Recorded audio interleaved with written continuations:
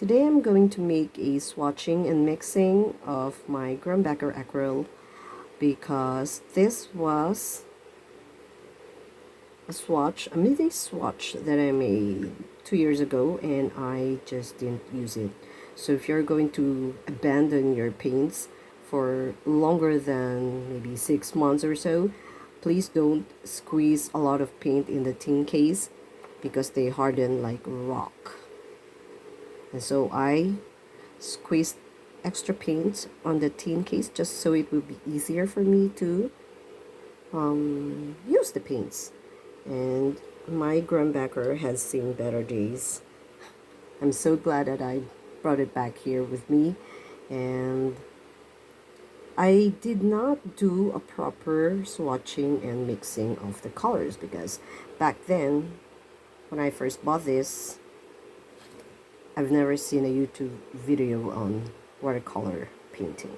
And so here I am today. I'm going to do a proper swatch and hopefully I learn more about this very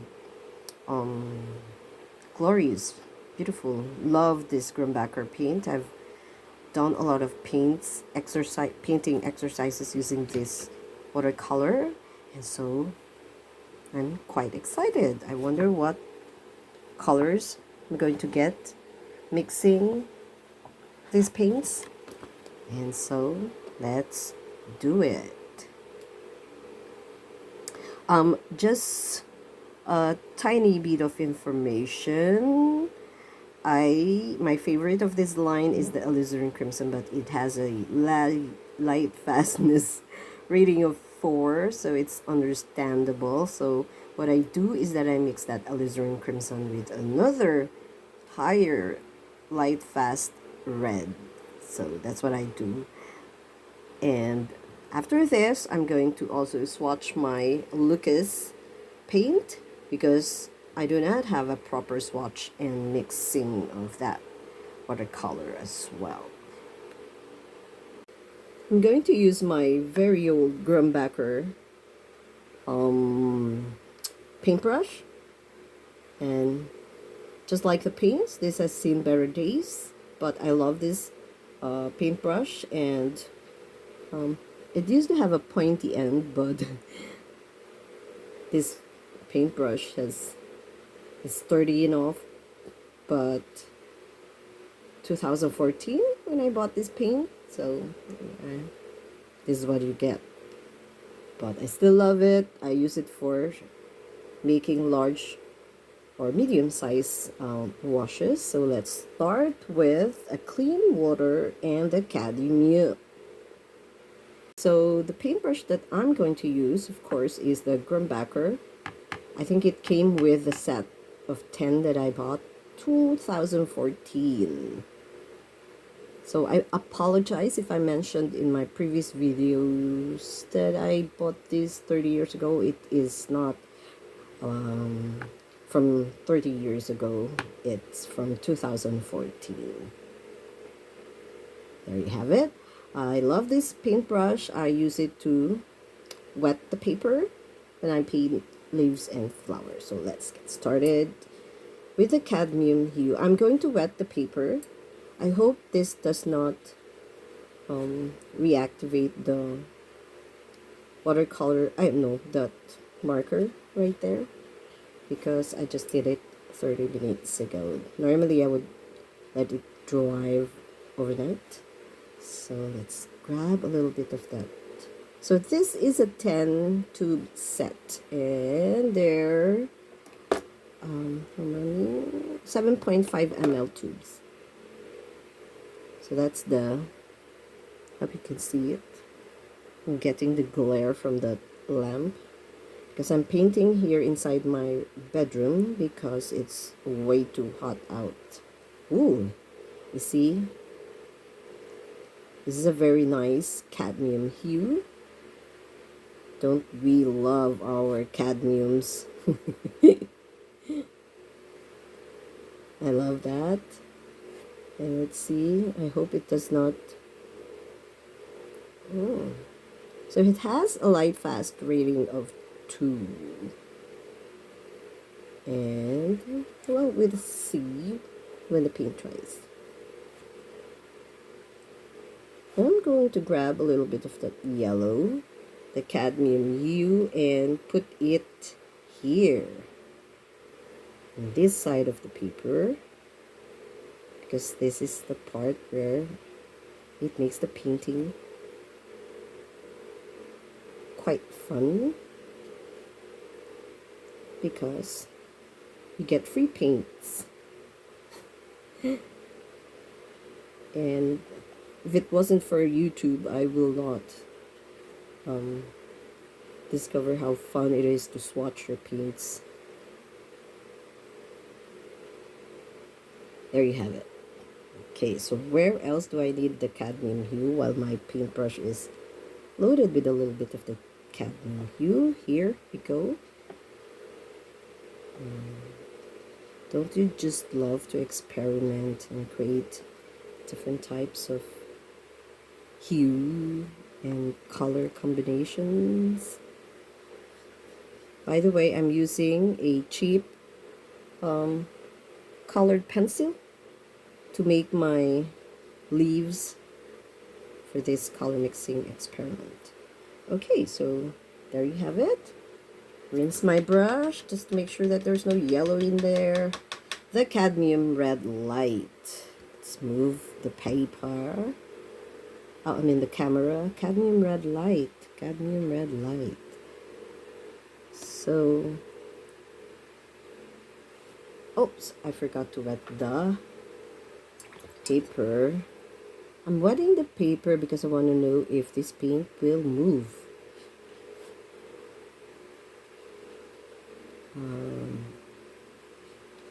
I've never seen a yellow paint or yellow watercolor paint move. I have yet to see that. So, nope.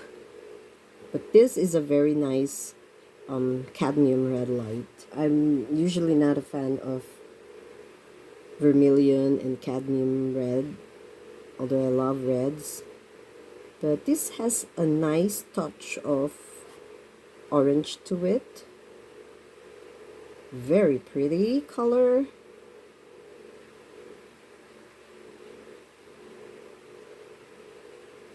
Beautiful.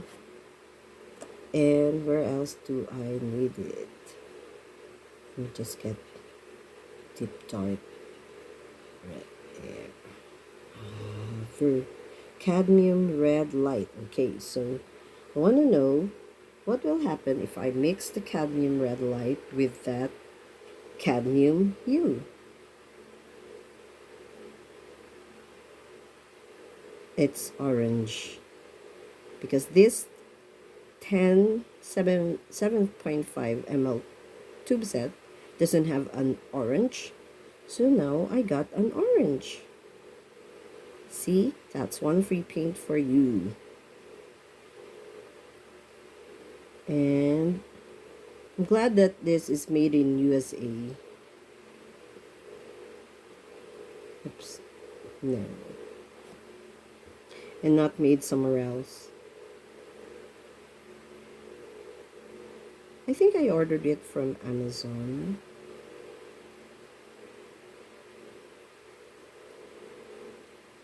There, you have a nice orange. Nice. Where do I... cadmium red light. Do I need... Oh, yeah. I need to put the cadmium red light here as well. Let's move the camera there. Here, I need to put it here. A little bit more.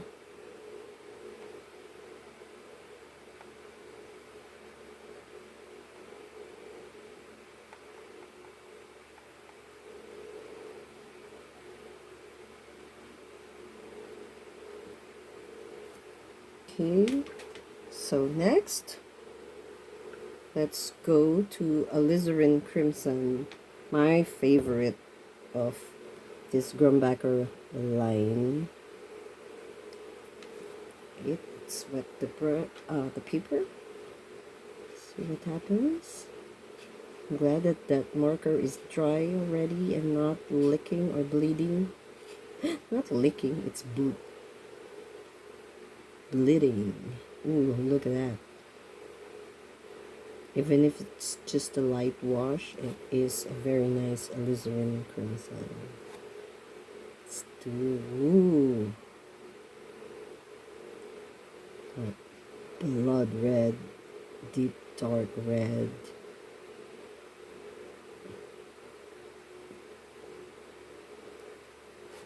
You can make a lot of painting because of that high P color payoff. Where do I need to put the alizarin crimson? Oh, here.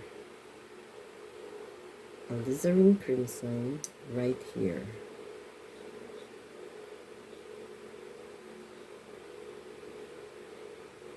I'm going to mix it with a phthalo blue and we'll see what happens. Oops, sorry, I bumped the camera. Okay, there. That is a very gorgeous color. So where else do I need the alizarin crimson?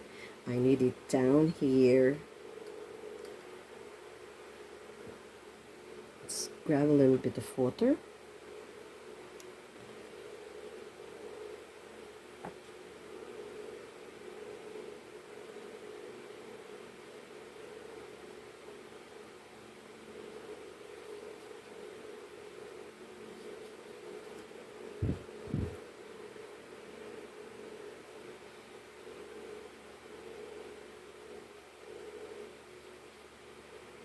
I'm glad that I used this colored pencil instead of the marker, because the marker that I bought has a very short expiration date, meaning one of the pens ran out of ink after just 2 uses. Okay, let's try that. So maybe I should, oh, it's not yellow orange, it's yellow ochre. This is the yellow ochre. Yellow ochre.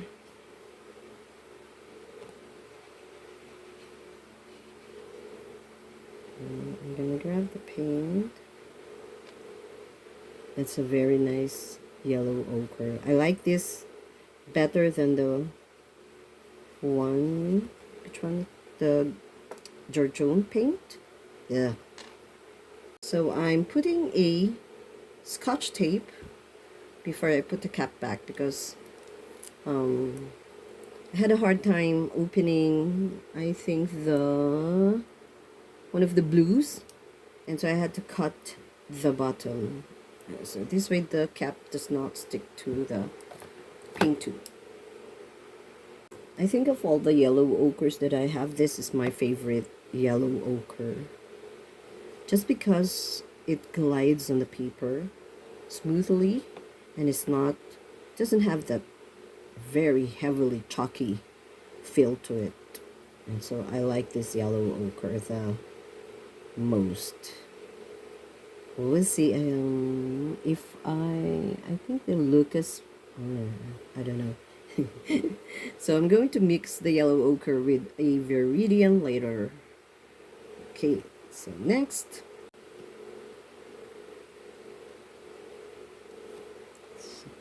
a few more. It's a nice burnt sienna. You know, these paints, they really pop out when you're laying it down on the paper. You can actually see the paint shining. I don't know, maybe it's just the quality of the paints or the pigments, but unlike other paints that I've used so far, some of them, well, they have vibrant and brilliant colors, but they don't pop out right out of the paper. This is the burnt sienna, and I'm going to add alizarin crimson to this. My goal is to create a deep dark red, and look at that.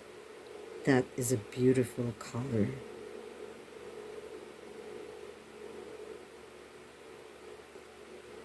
Nice. It's like One of those Indian reds, I suppose. Beautiful. This will make a perfect shadow if you're painting a red or a pink flower. Beautiful. I love that. Let's go to sap green. Wow, I love this sap green. That is a beautiful sap green.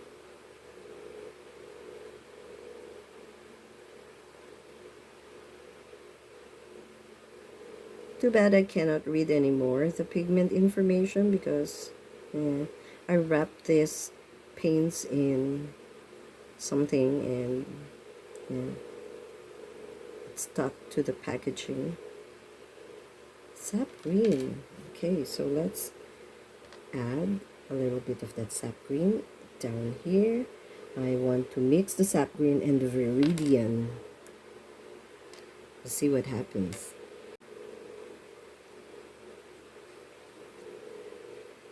This paint glides on the paper beautifully. It just flows and moves onto the paper quite nicely. So the painting experience and pleasure is one of a kind. And I'm glad I bought this watercolor.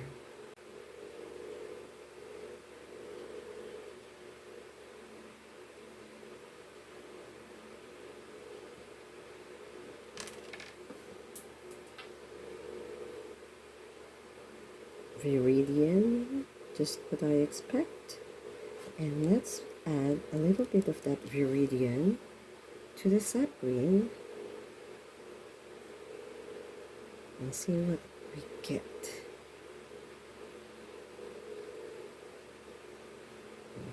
So get another shade of the green.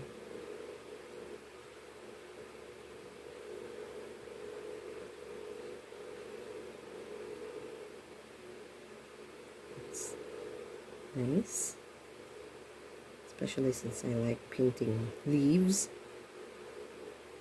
Okay, so where else do I put the viridian? So here I'm supposed to add a viridian right there. Phthalo blue. Wow.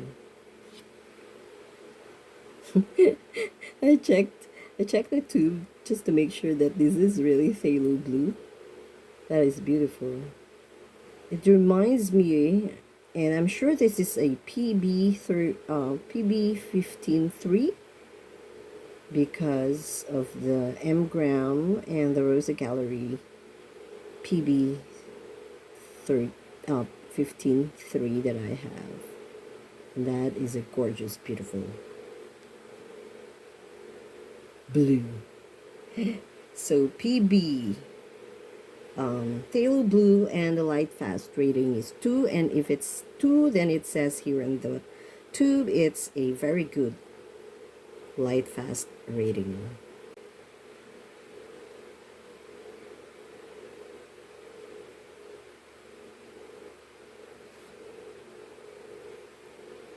Wow, that paint, I did not dip it back to the palette, and this is just what's left on the brush. Wow, that is really concentrated blue. And my paintbrush is still loaded with paint. I'm going to add this blue here. Ooh, look at that.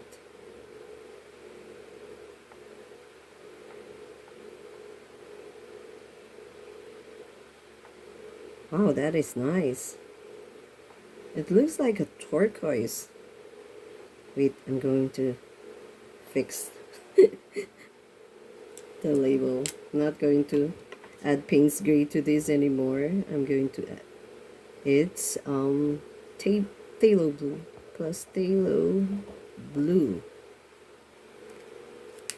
Because that is the color that I get, and I like that color. Look at that. It's like an indigo and a turquoise color. Very nice. I love that. Whoa. Look at that. Okay. Let's see the ultramarine. I think every watercolor... Ooh, love that. I think the ultramarine is one of the best indicators of how good the brand is. If they have a good ultramarine, then that is a good brand. Just like this, look at that. I love it. Ultramarine PB29, and it has a light fast rating of 1, which is excellent. It says so in the paint tube. I love that. Ultramarine. I'm supposed to add alizarin crimson, and then I'm just going to grab just a little bit of that alizarin crimson and add it here. Whoa, look at that. Nice. Free paint. It's like a lilac, and I love the Winsor & Newton lilac. It's one of my favorite colors. That is beautiful. Okay. Next, let's add CH. What is CH? Cadmium hue to that ultramarine blue. Oh, nice. Yellow, green, mustard or apple green color. Beautiful. So get another free paint there. Nice. And once again, I'm going to put a plastic or a Scotch tape here and then top it up with a cap.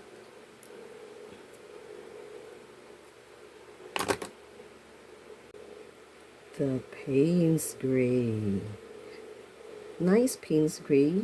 This is the best, one of the best Payne's Gray that I have, because you can see a little bit of blue in the Payne's Gray when you add more water to it.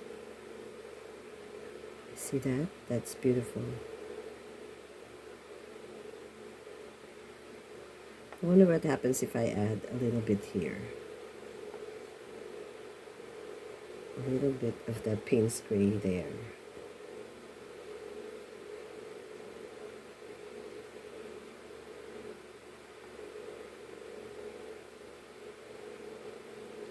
Get a darker shade, of course.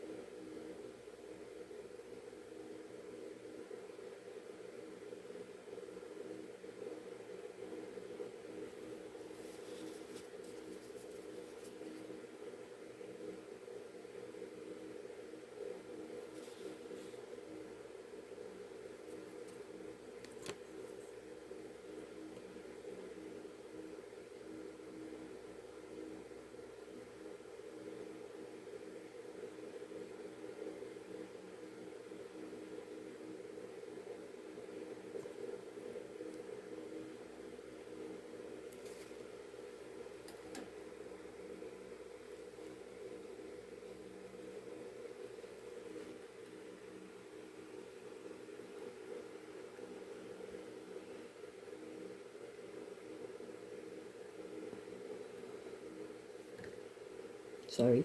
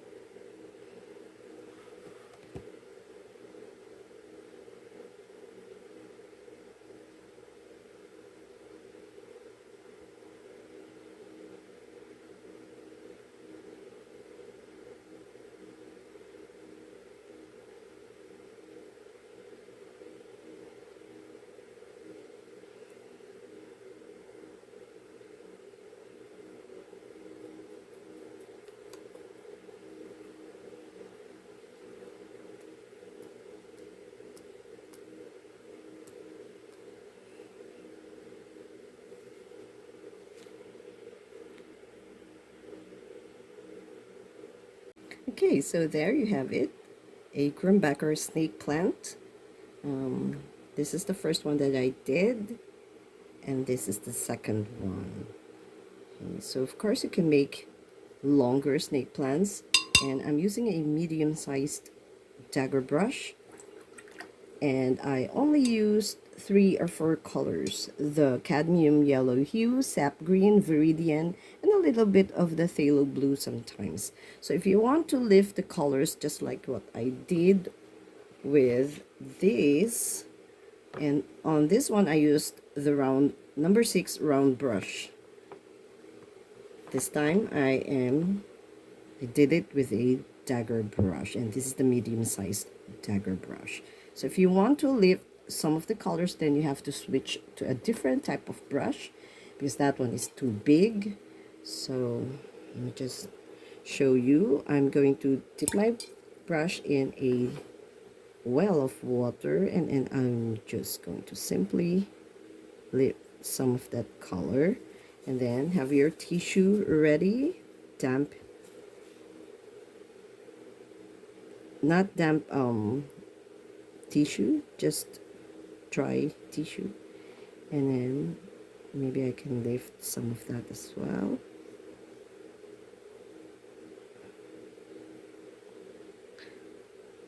So snake plants are plants that can live indoors, and so I have a large pot of this snake plant inside my kitchen facing the window there. So, and they have lovely patterns on their leaves like that.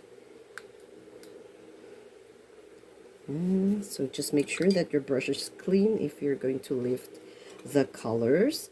So my next swatching project is the Lucas paint.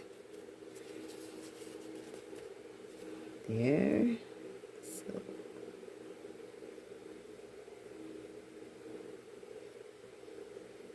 and snake plants are so easy to grow. You don't even have to water it every day. I love this plant, and they're so easy to propagate because they just grow on you.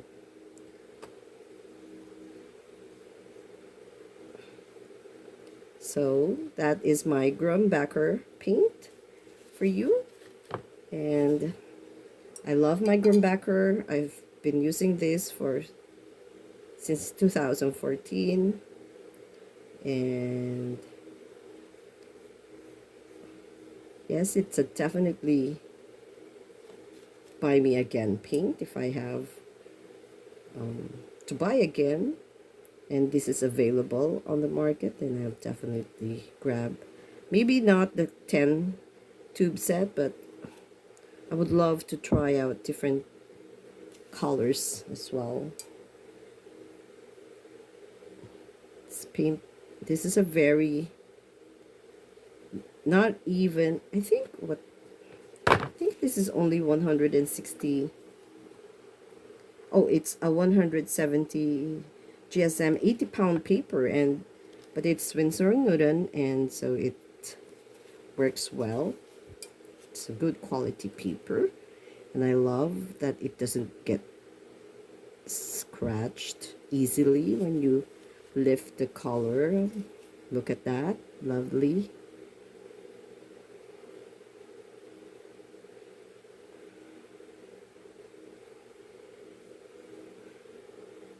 And so there you have it. I'm sorry.